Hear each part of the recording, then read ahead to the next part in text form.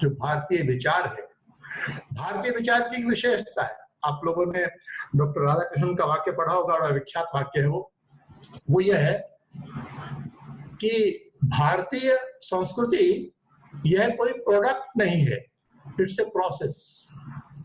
Indian culture is not a product but a process. भारतीय संस्कृति कोई प्रोडक्ट नहीं है, उत्पाद नहीं है, वो प्रक्रिया है। वह प्रक्रिया हमारे पूर्वजों ने हमको दी है। वह प्रक्रिया हमको सिखाती है कि हम प्रकृति की ओर कैसे देखें, हम अपने समाज की ओर कैसे देखें, देश की ओर कैसे देखें, दुनिया की ओर कैसे देखें। और यह कैसे देखें, इसके बारे में अनेक श्लोक, अनेक पद हमारे देश का आम आदमी जानता है। राज जी कह रहे थे कि सामान्य आदमी को उतनी जरूरत नहीं है, विद्वान लोगों को जानना चाहिए। वो आप ठीक कह रहे थे, क्योंकि भारत का सामान्य आदमी तो एकात्म मानववाद जीता है। भारतवर्ष के सामान्य आदमी में आज भी एकात्म मानववाद की संपूर्णता उपलब्ध है। पर जिनको, हम जैसे लोग जिनको अनलर्निंग का एक सर भोगना पड़ा, जितना हमको पाश्चात्य शिक्षा ने सिखाया है उससे अधिक हमसे अनलर्न करवाया है। इसलिए यत् पिंडे तत् ब्रह्मांडे भारत का आम आदमी समझता है, पढ़ा लिखा आदमी मुश्किल से समझता है। इसको समझने की जरूरत है। दीनदयाल जी ने इस विचार के आधार पर राजनीति, अर्थनीति, शिक्षा नीति, समाज नीति, इन सब के बारे में कुछ संकेत में बातें कही है। उन सब पर अभी तो बात कहना मुश्किल होगा, पर संक्षेप में मुझे लगा कि उसकी पृष्ठभूमि और ये क्या है मैं आपको बताऊं। अब आप लोग कुछ पूछेंगे तो बात आगे बढ़ाएंगे, नहीं तो मेरी बात समाप्त।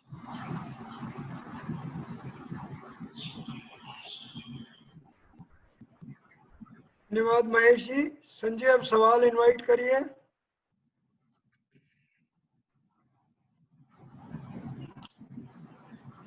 संजय तो गायब हो गए। संजय,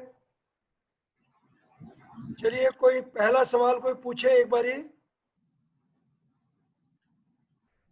आप खुद को अनम्यूट करिए, खुद को अनम्यूट करिए। सॉरी। जो कोई सवाल पूछना चाहे मैं उनसे निवेदन करता हूं कि वो अपना हैंड रेज करने का ऑप्शन होता है इसमें, जूम में आप सबको ध्यान में होगा, तो वो जरा हैंड रेज करेंगे तो मुझे समझ में आएगा कि कौन सवाल पूछना चाहेंगे, मैं उनको इनवाइट करता हूं। संजय, उमेश्वर ने ऑलरेडी हाथ खड़ा किया है। उमेश्वर उमेश्वर जी ने वैसे हैंड कराया, ठीक है।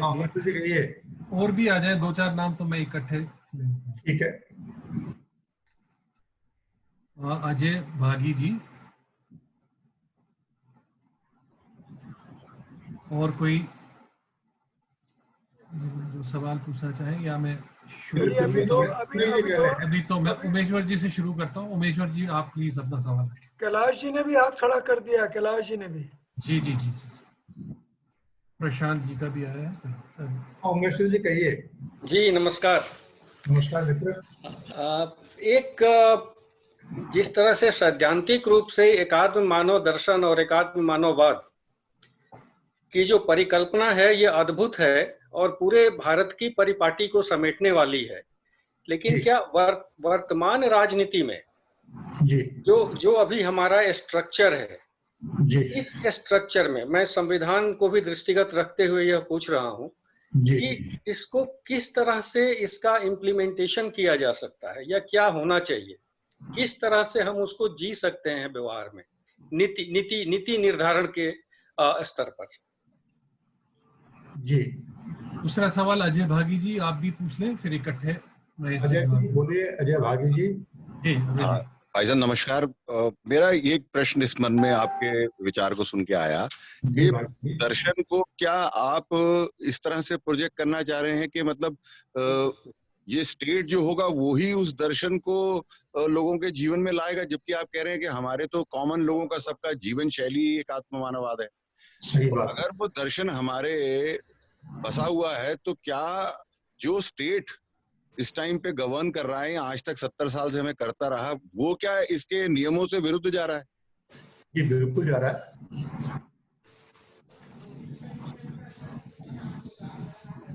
ये दोनों प्रश्न पूरक है संजय जी। महेश जी आप प्लीज आपका जवाब दें तो फिर हम दूसरे सवाल पर। हाँ ठीक है। तो भागी जी और उमेश्वर जी ने जो बात कही है वो बात दोनों लगभग एक ही बात है। एक तो यह है कि दीनदयाल जी जब एकात्म मानववाद कह रहे थे तब वो एक राजनीतिक दल के महामंत्री थे और उस राजनीतिक दल ने उस विचार को स्वीकार भी किया था। लेकिन दीनदयाल जी यह राजनीतिक क्षेत्र की बात नहीं कर रहे थे, वो समाज की बात कर रहे थे। ये भारत के समाज का विचार है, राजनीति उसका हिस्सा है, राजनीति को बस समझना चाहिए। और इसलिए वो कहते भी थे, वो 1964 में संघ शिक्षा वर्ग में आए राजस्थान में, तो उन्होंने कहा स्वयंसेवक को राजनीति से अलिप्त रहना चाहिए जैसा कि मैं हूं। तो सबको पहले ऐसा लगा कि एक पॉलिटिकल पार्टी का महामंत्री कह रहा है कि मैं राजनीति से अलिप्त हूं। तो उसे पूछा गया सवाल कि आप कैसे अलिप्त हो गए, तो कहने लगे मैं राजनीति में राजनीति के लिए नहीं हूं, मैं राजनीति में संस्कृति का राजदूत हूं। तो भारत की राजनीति को भारत की संस्कृति का प्रतिनिधित्व करना चाहिए। और इसके लिए जो आज की हमारी संवैधानिक व्यवस्था है और आज का भारत जिसको हम भारत कहते हैं, क्या वह भारत है भी? जिसको हम भारत कहते हैं उसकी सीमाएं तो इंडिया इंडिपेंडेंट एक्ट ने तय की है, हमने तय नहीं की। और इसलिए दीनदयाल उपाध्याय अखंड भारत के उपासक है। और उन्होंने डॉक्टर लोहिया के साथ मिलकर के एक जो वक्तव्य दिया था उसमें उन्होंने हिंद पाक महासंधि की बात कही थी। इसलिए आज का भारत भारत है ही नहीं, भारत को भारत बनने की प्रक्रिया चलानी होगी। वो एक लंबी प्रक्रिया है, कैसे चलेगी इस पर विचार करने की जरूरत है, विचार किया जाएगा। जिस संविधान को हमने स्वीकार किया है, दीनदयाल जी उसके बारे में कहते हैं यह संविधान हमारे देश के अपने लोगों ने बनाया है, इसलिए इसका बहिष्कार नहीं होना चाहिए। हर देशभक्त का कर्तव्य है कि वो इसको स्वीकार करे। लेकिन ये संविधान भारतीयता से रहित है, इसलिए इसको स्वीकार भी नहीं कर सकते। तो उनका वाक्य है बहिष्कार नहीं, परिष्कार के लिए पुरस्कार। यह स्वीकार करना है और इसकी सबसे बड़ी अच्छाई यह है कि यह परिवर्तन के लिए मना नहीं करता। तो दीनदयाल जी संविधान जब बन रहा था तभी उन्होंने जो लेख लिखे थे हम पढ़ सकते हैं उनको। तो भारत की संघात्मकता को वो बेसिक मौलिक भूल मानते हैं। भारत का जो पश्चिम का नेशन स्टेट सेंट्रलाइज्ड सत्ता को प्रवृत्त करता है, हमने भी वही की हुई है। दीनदयाल जी का जो राज्य का चित्रण है उन्होंने किया है वो है जो जनपद और ग्रामों तक विकेंद्रित एक पंचबली शासन व्यवस्था है, एकात्म शासन व्यवस्था, उसके वो प्रवर्तक है। भारतवर्ष में जिस तरह से कृत्रिम रूप से राज्यों को बनाया गया और जो आज तक बनते आ रहे हैं, 1956 से शुरू हुए, अभी तक तो बनने बंद नहीं हुए। यह हमारा अजीब संघ है कि जिसकी इकाइयां बिना इकाइयों के हमने संघ बनाया, बाद में हमने इकाइयां बनाई, तो इकाइयां हम अब तक बनाते चले जा रहे हैं। हम समझ ही नहीं पा रहे हैं कि हमारी इकाई क्या है। दीनदयाल जी कहते हैं ग्राम को इकाई मानिए, भारत में पंचायत को इकाई मानिए, भारत के जनपदों की इकाइयां बनी हुई हैं उनको स्वीकार कीजिए। भारत की परंपरा में जिस प्रकार के रीजन्स बनाए गए हैं उनको स्वीकार कीजिए। और फिर दीनदयाल जी कहते हैं भारतवर्ष में 80 से 100 जनपद बनेंगे। तो भारतवर्ष को केंद्र सत्ता के लिए अपने आप को रीऑर्गेनाइज करना पड़ेगा। इसलिए जरूरी है कि हम लोक मत परिष्कार करें, लोगों को समझाएं और बताएं। महात्मा गांधी ने ग्राम स्वराज्य की बात की थी।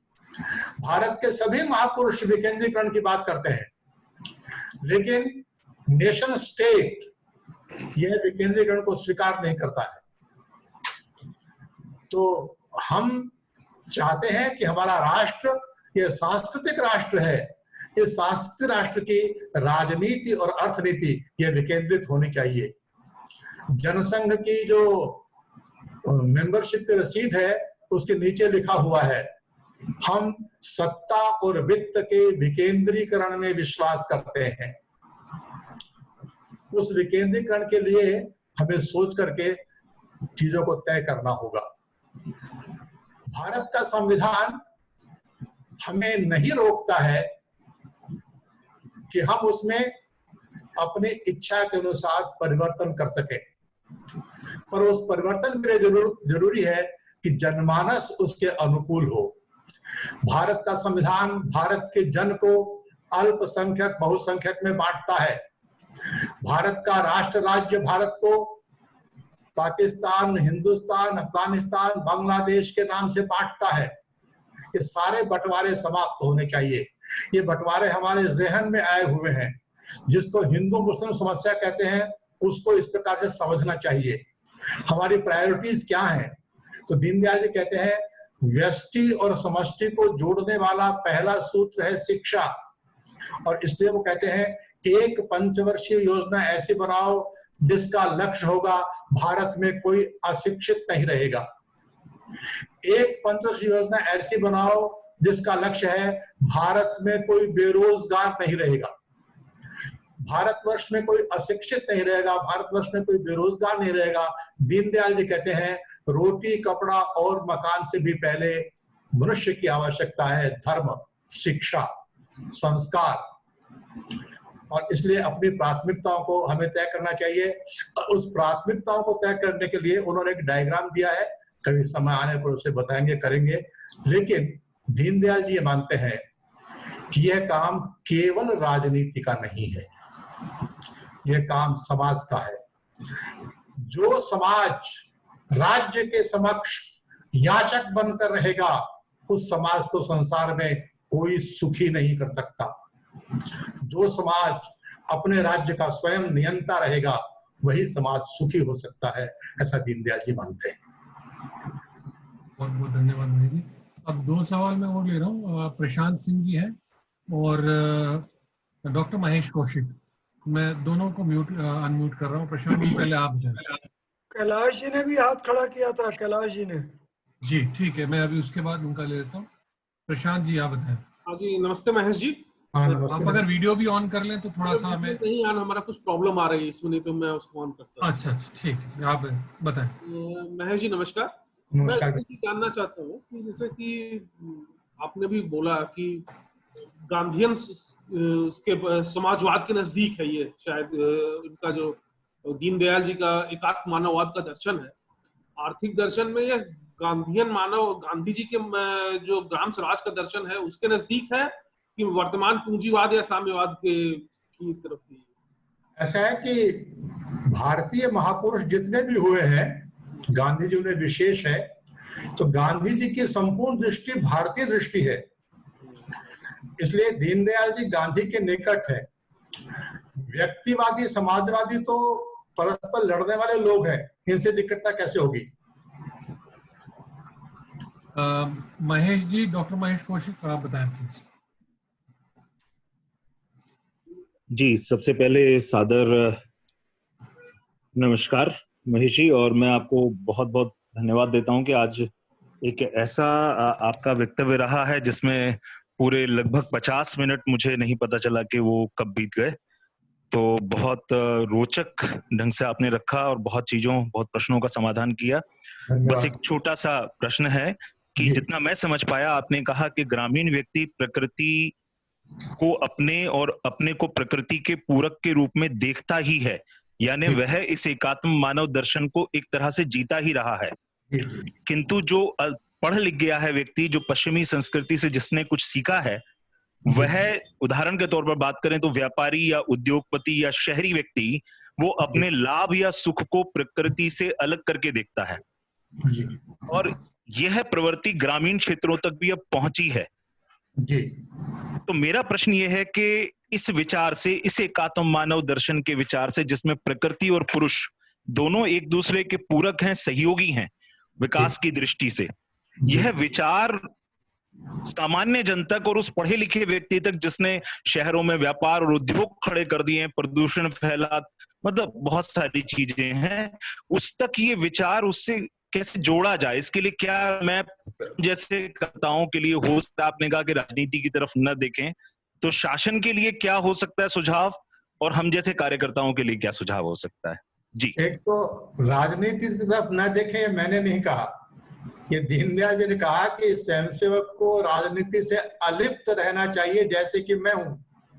और उसका उन्होंने व्याख्या किया कि मैं राजनीति में राजनीति के लिए नहीं हूं, मैं राजनीति में संस्कृति का राजदूत हूं। तो हम सबको राजनीति में संस्कृति का राजदूत बनकर रहना चाहिए, राजनीति में नहीं रहना चाहिए, ऐसा मैं नहीं कह रहा हूं। दीनदयाल जी का एक मत रहा है और वो ये है कि ये संभव नहीं है कि लोक मत यह तो अपरिष्कृत रहेगा और उसमें से जो शासन और राजनीति आएगी वह परिष्कृत होगी। उनका एक बड़ा वाक्य है, सिद्धांतहीन मतदान सिद्धांतहीन राजनीति का जनक है। ये संभव नहीं है कि सिद्धांत व्यक्तिवादी होगा, सिद्धांत स्वार्थवादी होगा, सिद्धांत मतदान जातिवादी होगा, पैसे को लेकर के होगा, लोभ में होगा, उसमें से जो राजनीति आएगी वो सिद्धांतवादी होगी। ये हो नहीं सकता। तो दीनदयाल जी कहते हैं मतदाता को मतवान बनाओ, मतदाता के पास जाओ। और जब 1957 में ये प्रस्ताव रखा गया दीनदयाल जी के सामने कि हम चुनाव लड़ते हैं, चुनाव हारते हैं सब जगह से, तो क्यों ना जो हमारा स्ट्रॉन्ग होल्ड है, कुछ मध्य प्रदेश है, हिमाचल है, राजस्थान है, तो वहां थोड़ा कंसंट्रेट करके एमपी को जिताकर संसद में भेज दें तो अपने को अच्छा फायदा होगा, देश भर में क्यों चुनाव लड़ते हैं।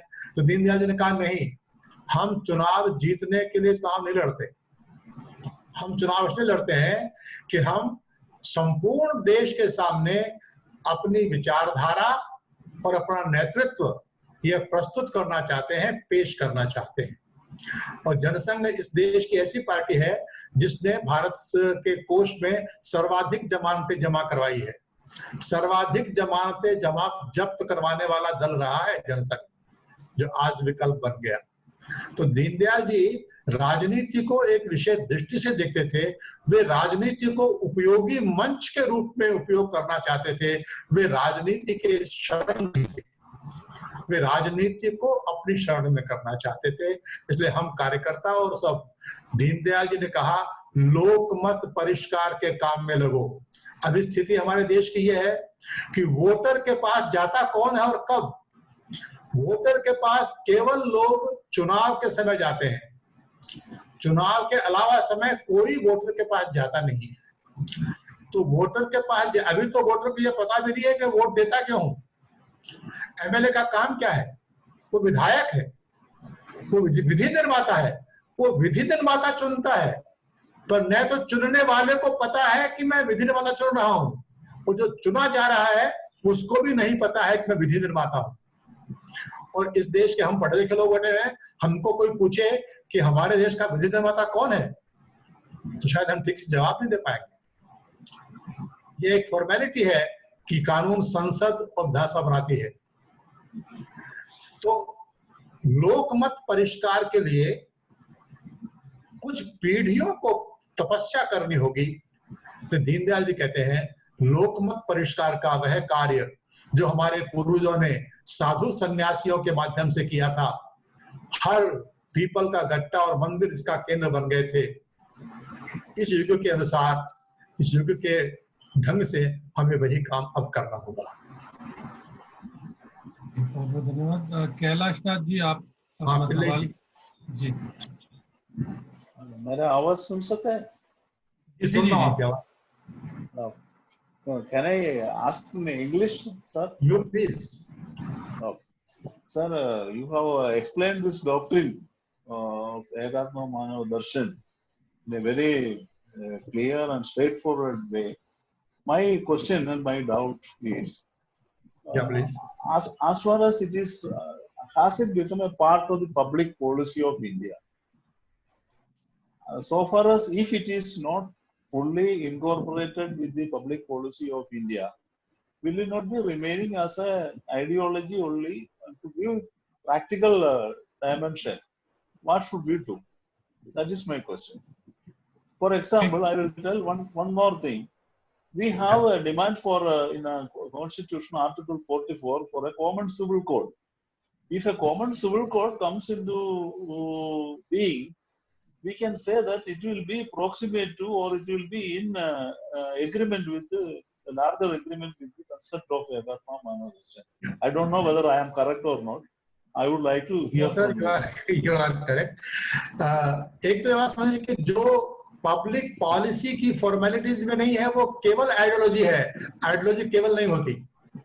यदि विचार में दम है तो आज नहीं कल पब्लिक पॉलिसी में आ जाएगा। इसलिए दमदार विचार अपने बल पर पॉलिसीज में आता है। आज की जो पॉलिसीज है वो एकात्म मानववाद के कैसी हो सकती है? तो दीनदयाल जी ने कहा एक पंचवर्षीय योजना ऐसी बनाओ जिसका लक्ष्य है कोई बेरोजगार नहीं रहेगा। एक पंचवर्षीय योजना ऐसी बनाओ जिसका लक्ष्य है कोई अशिक्षित नहीं रहेगा। 17 साल की आजादी के बाद भी हमारी लिटरेसी की शिक्षा की क्या स्थिति है? लोग बेरोजगार क्यों हैं? तो आज यदि हमने ग्लोबलाइज्ड इकोनॉमी को अपने गले लगाया है तो ग्लोबलाइज्ड इकोनॉमी तो बेरोजगारी बढ़ाएगी ही बढ़ाएगी। ग्लोबलाइज्ड इकोनॉमी तो केंद्रीकरण लाएगी ही लाएगी। ग्लोबलाइज्ड इकोनॉमी तो आपको किसी पर आश्रित करेगी ही करेगी।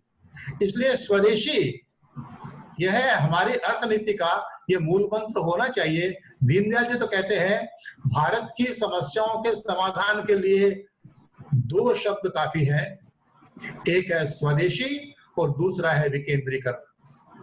स्वदेशी और विकेंद्रीकरण, इन 2 शब्दों को स्वीकार कर ले अपनी नीतियों में हम, तो हम अपनी समस्याओं को काफी हद तक ठीक कर सकेंगे।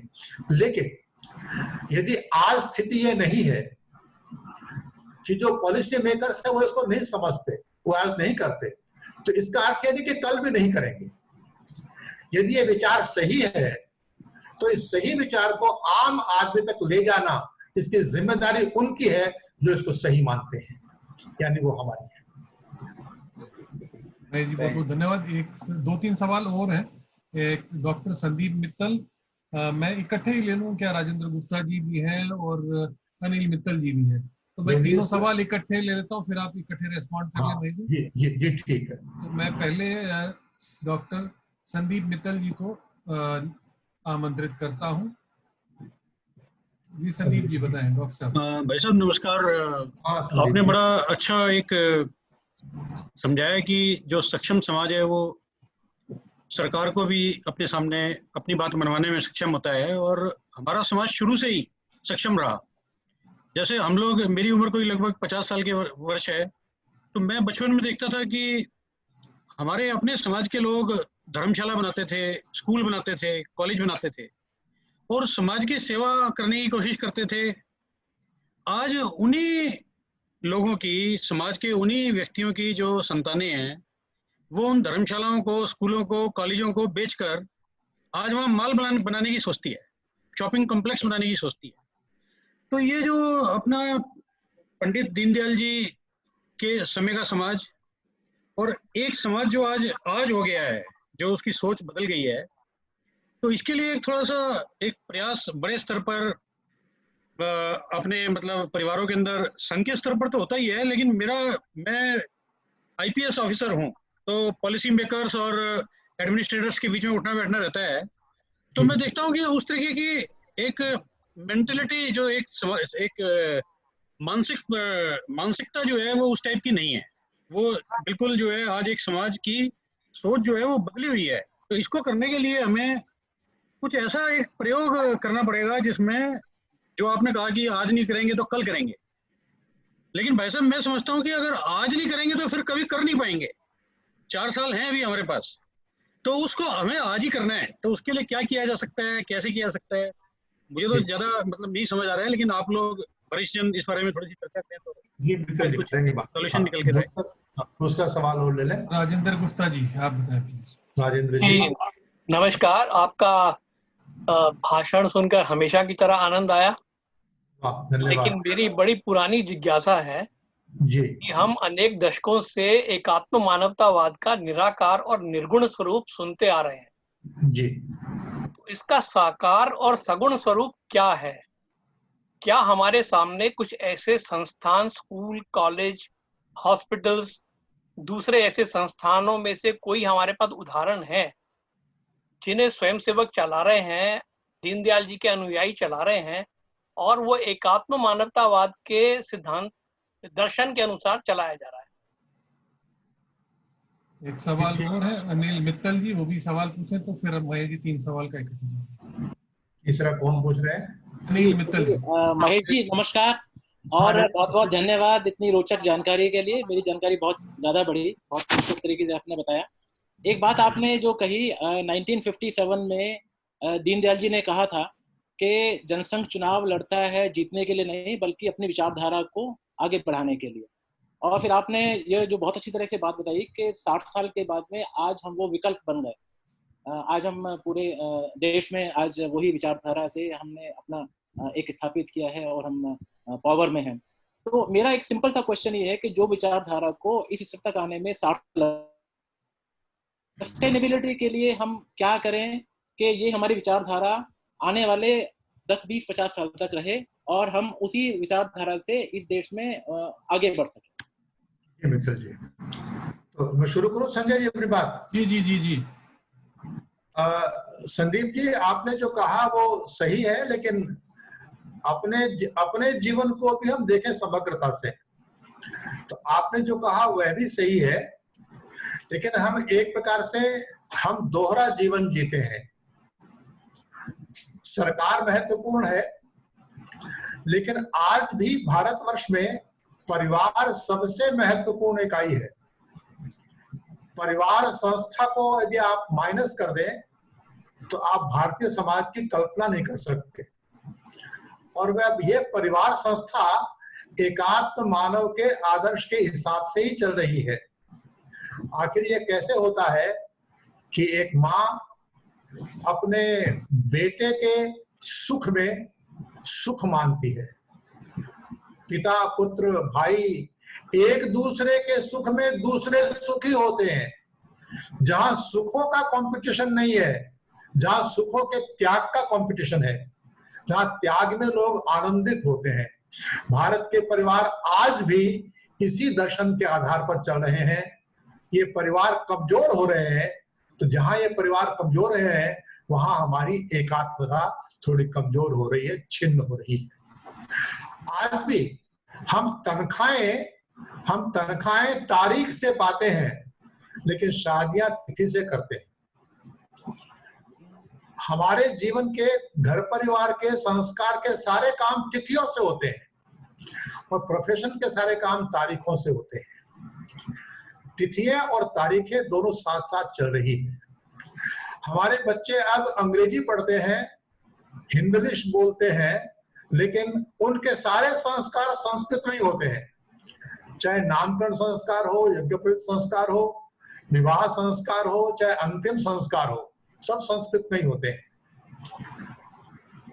तो भारत का जीवन, जो भारत के परिवारों में, मोहल्लों में, हमारे त्योहारों में निगड़ित है, वह जीवन एकात्म मानव का जीवन है। उस जीवन को आगे बढ़ाना और उस पर जो आरोपित जीवन है, उस आरोपित जीवन को क्रमशः कम करते चले जाना, इसकी जरूरत है। एकात्म मानववाद एक निर्गुण धारणा या सगुण की बात है। मैं समझता हूं कि न केवल संघ के स्वयंसेवक, इस देश में बहुत संस्थाएं हैं जो भारतीय विचार के अधिष्ठान पर काम करती है और अच्छा काम करती है। आज रामकृष्ण मिशन की संस्थाएं, आर्य समाज की संस्थाएं, हमारे देश के जो पुराने गांधीयंस हैं उनकी संस्थाएं हैं। संघ का तो विद्या भारती का बड़ा एक संच है, एकल विद्यालयों का संच है। ये सारे ही एकात्म मानववाद की अभिव्यक्ति को ही व्यक्त करते हैं। यदि इन इन सब चलाने वालों के मन में समाज के प्रति एकात्मता न होती तो ये तपस्या क्यों करते हैं? भारतवर्ष में चलने वाले जिन जिन कामों में तपस्या निगड़ित है वे सब एकात्म मानववाद को व्यक्त करते हैं। कोई व्यक्ति तप तभी करता है जब वह जिसके लिए तप करता है उसके प्रति एकात्मता का एहसास रखता है। भारत के प्रति एकात्मता का एहसास आज हमको भारत की एकता के लिए उग्र बनाता है। भारत को तोड़ता है तो हम उसे लड़ने लगते हैं, भारत को जोड़ने की बात करते हैं तो हम उसको मित्र मान लेते हैं। तो एकात्म मानववाद हमारे जीवन में साकार है, वह ठीक से हो, संपूर्णता से हो, इसके लिए हमें अपनी जानकारियां, अपने व्यवहार और अपनी व्यवस्थाएं ये ठीक करनी होगी। पहला काम है जानकारी ठीक करना, दूसरा काम है व्यवहार ठीक करना और तीसरा काम है व्यवस्था ठीक करना। कभी कभी गड़बड़ क्या होती है कि जानकारी भी नहीं रखते, व्यवहार भी ठीक नहीं करते, पर व्यवस्था पर अवलंबित हो जाते हैं। व्यवस्थाओं पर अवलंबित होने से चीजें ठीक नहीं हो पाएगी। तो मैं समझता हूं कि इस देश में ऐसे बहुत लोग हैं, जिसमें समय के स्वयंसेवक की बड़ी संख्या में है, जो भारतीय दर्शन अर्थात एकात्मता की तरफ काम कर रहे हैं। आपकी अपेक्षाओं के अनुकूल वो आज नहीं है तो उसे होना चाहिए। हम अपना जो कंट्रीब्यूशन है बढ़ाएंगे तो वह हो जाएगा। तीसरा क्या था? अनिल मित्तल जी का। मित्तल जी का होगा, अनिल जी का। अनिल जी क्या क्या कहा था? नहीं, अनिल जी का नहीं था। हाँ सर, मैं ये पूछ रहा था कि ये जो हमारी विचारधारा 60 साल में पहुंची है, इसकी सस्टेनेबिलिटी के लिए बात कर रहा था। इसलिए यह एक अच्छी बात है कि आज जो शासन कर रहे हैं वो ये मानते हैं कि हम एकात्म मानववादी हैं। किसी के मानने न मानने से बड़ा फर्क नहीं पड़ता है। इसलिए एकात्म मानववाद किसी दल की सत्ता पर अवलंबित नहीं है। पर अभी जो परिवर्तन आया है वह परिवर्तन भारतीयता के लिए आनंद का विषय है, और यह आनंद छोटा न पड़ जाए, कि आनंद आगे बढ़ा रहे। इसके लिए आवश्यक है कि इसे बचाने की कोशिश न की जाए। इसको हम जितना अधिक एकात्मता से युक्त करेंगे उतनी ही इसकी आयु लंबी होगी। जितना आप समझौते करेंगे उतनी आपकी आयु कम होगी। लगता है लास्ट 3 सवाल और हैं, वो हम ले लेते हैं, उसके बाद फिर 6:30 तक हम ये क्लोज करने की कोशिश करें। मैं डॉक्टर पवन कुमार शर्मा जी से निवेदन करता हूं कि वो अपना सवाल पूछे। नमस्कार महेश जी। पवन जी नमस्कार। हाँ, मुझे आपका ये जो पूरा का पूरा मैंने कई बार पहले भी ये सुन रखा है, मुझे इस संदर्भ में केवल ये बात जाननी थी कि वर्तमान जो संकट ये आया है कोरोना वाला, क्या विशेष रूप से हमारा देश और पूरा का पूरा विश्व इस बात को सही में समझने की कोशिश करेगा कि सही में यदि हमें कहीं आगे इस संसार को विद्यमान रहना है तो दीनदयाल जी के दर्शन को अपना होगा? क्योंकि कहीं ना कहीं इंसानों से ये चूक हुई है कि व्यक्तिवाद के चक्कर में उन्होंने शायद इस प्रकृति का इतना दोहन कर लिया कि ये संकट पैदा हुआ है। राजेश सक्सेना जी, आप भी सवाल पूछें। राजीव जी नमस्कार महेश जी। मेरा जो विचार था वो भी डॉक्टर महेश जी ने, डॉक्टर साहब ने पहले पूछ लिया। मैं कहना यही चाहता था कि globalisation is an antithesis of जो मूल विचारधारा थी विकेंद्रीकरण और स्वदेशी की। और आज हम देख रहे हैं कि बड़े बड़े देश जो अपने आप को डेवलप्ड नेशन कहते हैं वो इस प्रॉब्लम से फंसे हुए हैं, because a complex supply chain and manufacturing network जो बन गया है और चाइना उसका पूरा एक्सप्लॉइट कर रहा है। तो क्या आपको नहीं लगता ये बहुत उचित समय है? एंड जैसा कि डॉक्टर साहब ने पहले कहा कि इस विचारधारा को हम पूरे विश्व में ले जाएं, और ये संयोग है कि ये इस समय संकट उत्पन्न हुआ है जब ये विचारधारा हमारे देश में है, और इस विचारधारा को हम आगे ले जा सकते हैं और अपने देश में भी पॉलिसी में इस विचारधारा को हम शामिल कर सकते हैं ताकि हम सही तौर पे डेवलप कर सकें। एक सवाल और है, अनुराग मिश्रा जी। अनुराग जी कहाँ हैं? अनुराग जी आप सवाल पूछें।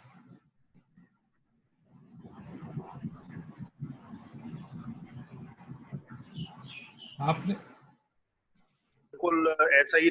हेलो, एक बार फिर मेरी से आवाज रिपीट करें अनुराग जी, अभी आप बताएं। सर मैं प्रणाम कह रहा हूँ आपको। और हम लोगों ने तो आपके वक्तव्य पहले कई बार अपने कॉलेज में भी और दीनदयाल शोध संस्थान में भी सुने हैं, सब रिवाइव हो गया दोबारा से। मेरा बस इसमें छोटा सा ये सवाल है कि जो व्यक्तिवाद और समाजवाद की जो झगड़ा हमको दिखाई पड़ रहा है, वो झगड़ा आज जो है वो सिर्फ पैसे के बंटवारे पर आके रुकता दिख रहा है। तो वहां पर दोनों जो मॉडल हैं वो अपना अपना इकोनॉमिक मॉडल जरूर प्रस्तुत करते हैं, और जब दोनों में लड़ाई होती है तो वो इकोनॉमिक मॉडल के डिस्ट्रीब्यूशन पे ही चलता है।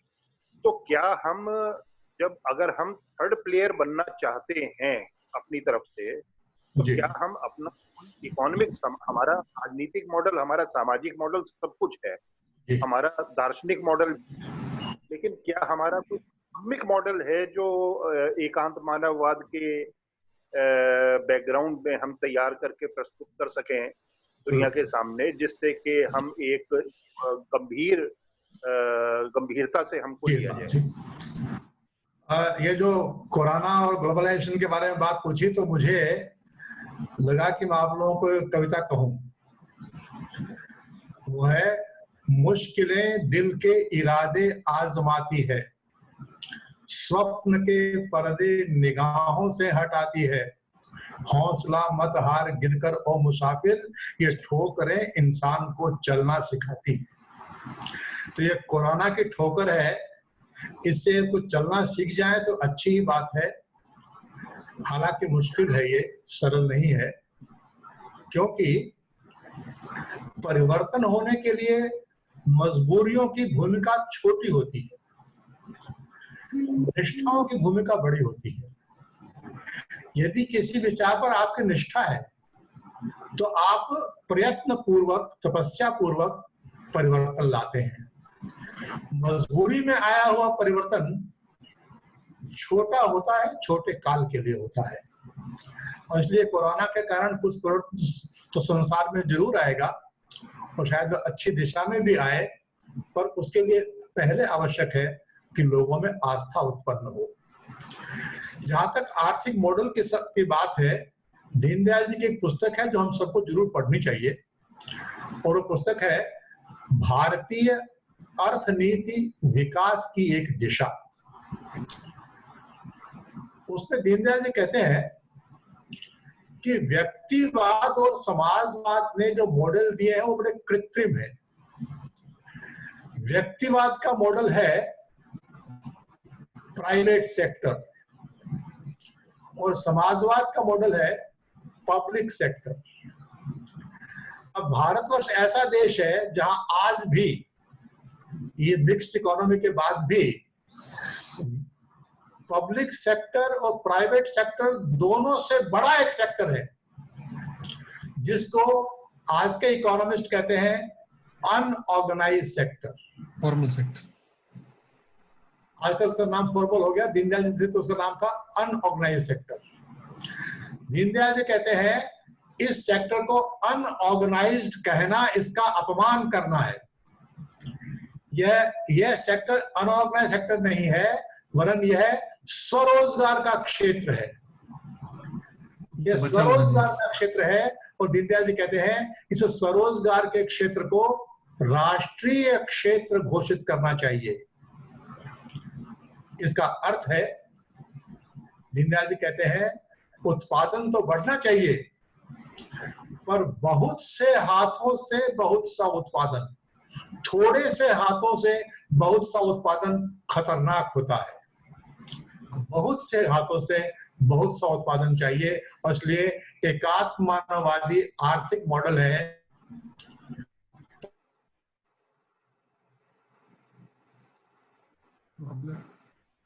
भाई जी, आपका नेटवर्क का इशू है। क्षमता हर एक के पास है, उस क्षमता को न मारे ऐसी व्यवस्था चाहिए, उस क्षमता का उपयोग करे ऐसी व्यवस्था चाहिए। आज क्रिएटिविटी को मारने वाली व्यवस्था है, और दुनिया में आप देखेंगे कि जो आने वाली पीढ़ी है हमारी, वो रोबोटाइज हो रही है। सब लोग नौकर बनते चले जा रहे हैं। तो दुनिया के सामने बड़ा सवाल है ये कि जो तथाकथित आज की विकसित देशों के इकोनॉमिक मॉडल है वे मानव के लिए हितकारी नहीं है, और इसलिए मानव को सृजनशीलता बढ़ाने वाला, कर्म क्षमता बढ़ाने वाला, सहभागिता बढ़ाने वाला मॉडल चाहिए, जो विकेंद्रीकरण से ही संभव है। आप जब पढ़ेंगे भारतीय अर्थनीति विकास की एक दिशा, तो मैं समझता हूँ इसको हम और अच्छे प्रकार देख सकते हैं, या कभी वेबिनार में इसी विषय पर बात कर सकते हैं। बहुत बहुत धन्यवाद। डीवी शर्मा जी, आप कुछ पूछना चाहते हैं? 1 मिनट, आपको अनम्यूट कर दिया, आप बताएं।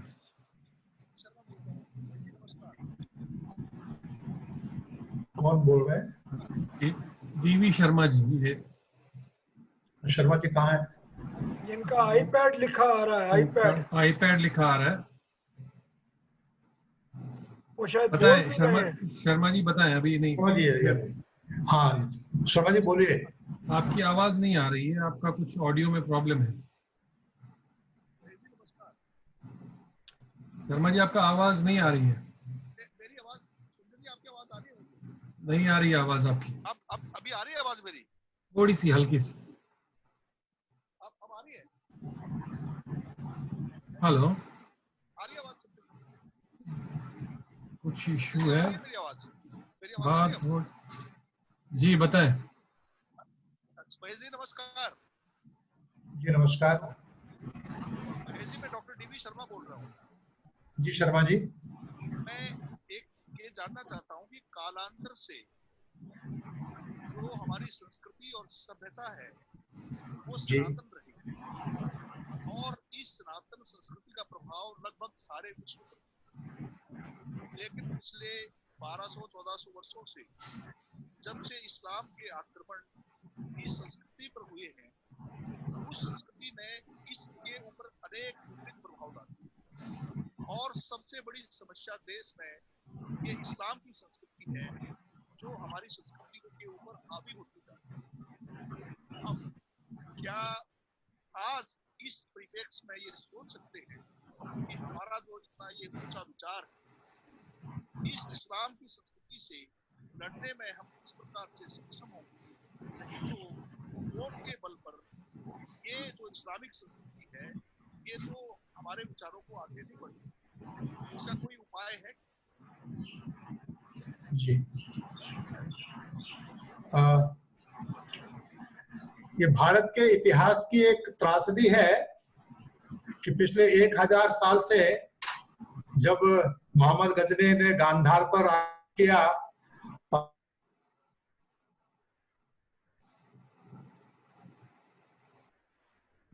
लेकिन देश एक साथ जुट करके प्रतिकार में नहीं लगा।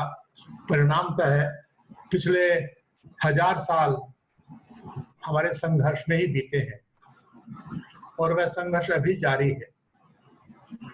उस संघर्ष को समझने की जरूरत है, और जनसंघ की स्थापना के समय 1951 में दीनदयाल जी ने जो पहला प्रस्ताव रखा था उसको पुनरुत्थान का प्रस्ताव कहते हैं।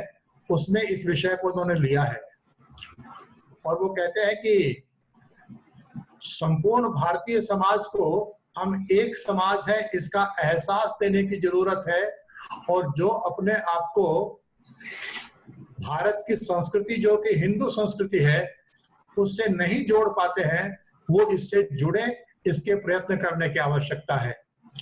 भारतवर्ष में जो आज मुसलमान कहलाते हैं वो विदेशी नहीं है, वो भारत की औरत संतानें हैं, वे कन्वर्ट है। तो वास्तव में कन्वर्टेड हिंदूज और नॉन कन्वर्टेड हिंदूज हम एक समाज है। इस एक समाज की भावना और इस एक समाज का सत्य ये सब लोगों तक कैसे पहुंचे इसकी आवश्यकता है, और इस एकता को जो तोड़ने वाला आक्रामक मनोभाव है इस आक्रामक मनोभाव का कैसे प्रतिकार करें इसकी आवश्यकता है। इसलिए एकात्मता का साक्षात्कार और आक्रमण का प्रतिकार इन दोनों के समन्वय के साथ योजना बनेगी तो इसका समाधान। जी बहुत बहुत धन्यवाद। कुछ नेटवर्क का इशू आ रहा है शायद महेश जी आपके इसमें। मैं राज जी से निवेदन करता हूँ अगर वो कुछ कहना चाहें तो, अदरवाइज फिर हम सतीश जी से कह सकते हैं कि वोट ऑफ थैंक्स दे करके समाप्त करें। हाँ जी बस मैं महाराज एक मिनट लूंगा, जी। मैंने शुरू में ही बताया था कि महेश जी एकात्म मानव दर्शन प्रतिष्ठान के संस्थापक हैं, उसके अध्यक्ष भी हैं। उसके जो सेक्रेटरी हैं JB गुप्ता, हमको स्क्रीन पर नजर आ रहे हैं, वो उसके सेक्रेटरी हैं। और मैंने ये भी बताया था कि जिज्ञासा का एक एसोसिएशन एक आत्म मानव दर्शन प्रतिष्ठान के साथ आगे होने वाला है। तो मेरा इतना ही कहना है, क्योंकि यहाँ सब हम थोड़ा चेहरों को भी देख पा रहे हैं और एक साथ जरा बड़ी संख्या में हम एक साथ बात को सुन रहे हैं, इसलिए हम JB गुप्ता जी को भी देख लें। महेश जी को तो हम बहुत देर से देख और सुन रहे हैं। जंग बहादुर जी आप जरा नमस्कार कर देंगे तो सबके ध्यान में आ जाएगा, और फिर इसके बाद सतीश विनोचा धन्यवाद कर सकते हैं। एक मिनट में इनको अनम्यूट करता हूँ, एक सेकंड। जंग जी है क्या? कहाँ जंग जी? नहीं, मुझे लगता है वो शायद ड्रॉप कर गए। शायद वो निकले हैं, जी वो निकल गए। तो मैं सतीश विनोचा जी से निवेदन करता हूँ कि वो मीटिंग को कंक्लूड भी करें और एक धन्यवाद प्रस्ताव रखें। महेश जी एक बहुत बड़े विचारक हैं और हम सब उनसे भली भांति परिचित हैं। जिज्ञासा के पहले कार्यक्रमों में भी वो मुख्य वक्ता रहे हैं और उन्होंने हमारा मार्गदर्शन किया है। आज एक बहुत ही महत्वपूर्ण विषय पे उन्होंने अपने विचार रखे और हमारा मार्गदर्शन भी किया, और वो कई ऐसे बिंदु हैं जो इस चर्चा में आए जो हमारे विचार के लिए छोड़ के जा रहे हैं, और एक चिंतन का हमें उन्होंने एक ये मौका भी दिया कि उन पे हम चिंतन भी करें, क्योंकि इस विषय के ऊपर कभी गहराई से अपने लोगों ने भी इतना चिंतन किया नहीं है, क्योंकि हम इस एक शब्द को यूज करते हैं बस। पर आज उन्होंने हमें ये दोबारा रिवाइव कराया है कि ये ऐसा महत्वपूर्ण विषय है जो हमारी अटेंशन में हमेशा रहना चाहिए। मैं जिज्ञासा की तरफ से उनका इस कार्यक्रम में आने के लिए और हमारा मार्गदर्शन करने के लिए बहुत आभार प्रकट करता हूँ। संजय जी आप भी एक बहुत बढ़िया कोऑर्डिनेटर और हर कार्यक्रम को बहुत अच्छे तरीके से चला रहे हैं, तो आपका भी मैं बहुत धन्यवाद करता हूँ।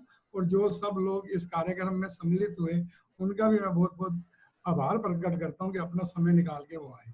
संजय जी बहुत बहुत धन्यवाद। लास्ट में मैं एक बार फिर से निवेदन करूंगा सभी से कि मैंने 2-3 बार रिपीट भी किया था कि नाम कई बार नहीं लिखते हैं लोग और फिर वीडियो भी ऑन नहीं करते, तो कई बार हमें लगता है क्योंकि एक क्लोज कम्युनिटी की एक मीटिंग है ये, तो पता नहीं चलता है कि कौन सुन रहा है और कौन नहीं सुन रहा है। 1-2 लोग अभी इसमें ऐसे थे जिनको मैंने चैट के थ्रू मैसेज भी भेजा पर उन्होंने अभी भी अपना नाम ना लिखा और वीडियो भी ऑन नहीं किया। तो मुझे लगता है ये ध्यान रखना पड़ेगा, नहीं तो अगली बार तो मैं शायद उनको डिलीट या रिमूव भी कर दूंगा, क्योंकि कई बार पता नहीं कौन सुन रहा है ये समझ में नहीं आता। और मैं एक बार सबको अनम्यूट कर लेता हूँ, अगर नमस्ते नमस्ते या कुछ और कुछ कहना हो तो हम 1-2 मिनट का समय दे करके फिर मीटिंग एंड कर देते हैं। बहुत बहुत धन्यवाद। बहुत बहुत धन्यवाद और बहुत बहुत धन्यवाद। बहुत अच्छा आपको सुन के अच्छा लगा महेश जी। धन्यवाद बहुत बहुत धन्यवाद महेश जी, बहुत बहुत ज्यादा इनलाइटनिंग था। और मुझे लगा कि कोई भी क्वेश्चन पूछने से पहले मैं इसके बारे में और थोड़ा पढ़ना चाहूंगी, तब आपसे डेफिनेटली सवाल पूछूंगी। Thank you so much, thank you so much. Thank you भाई साहब, बहुत बहुत धन्यवाद। तो मैं अब मीटिंग बंद कर देता हूँ। बहुत बहुत धन्यवाद।